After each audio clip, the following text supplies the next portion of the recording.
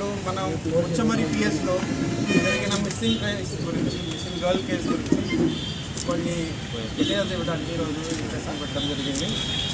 మన 7th జూలైకి 69/24 కేసులో ముచ్చమరి పిఎస్కి ఒక గర్ల్ మిస్సింగ్ కేసు నమోదైంది.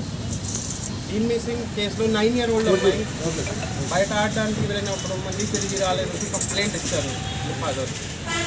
మన ఇన్వెస్టిగేషన్ వెంటనే స్టార్ట్ చేసి పాత ఎస్పీ గారు, ఇన్స్పెక్టర్, ఎస్డిపి అందరు ఆఫీసర్స్కి ఇన్స్ట్రక్షన్ ఇచ్చి ఆ కేసు మీద ఉండమని చెప్పారు. దాంట్లో ముఖ్యంగా మన ఇప్పటి వరకు తెలిసిన విషయంలో ఏముంది, ఆ టైంలో 3 పిల్లలు ఎవరెవరు child in conflict with law ఉన్నారు. 3 ఈ అమ్మాయికి పక్కనే తీసుకువెళ్ళి బలవంతంగా చేసి అత్యాచారం చేసి తర్వాత గుంట నొక్కేసి చంపేశారు. చంపేసిన తర్వాత ఈ బాడీ షిఫ్ట్ చేసి కేసీ కెనాల్ బండ్ దగ్గర పెట్టారు. పెట్టిన తర్వాత మళ్ళీ ఇంటికి వచ్చి ఎవరెవరు CCLs child in conflict with law ఉన్నారో వాళ్ళ బంధువుకి చెప్పిన తర్వాత ఈ బంధువు ఎవరెవరైతే ఉన్నారో ఇది కేసులో మన కేసులో A4 and A5 అయ్యారు.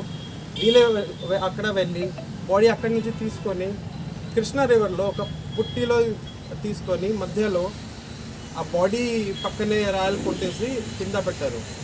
సో ఇవన్నీ ఇన్వెస్టిగేషన్స్లో మనం చేసిన తర్వాత నిన్న అరౌండ్ 5 o'clock ఎవరెవరైతే child in conflict with law ఉన్నారో, జువెనైల్స్ ఉన్నారో వాళ్ళకి అప్రహెండ్ చేసిన జరిగింది.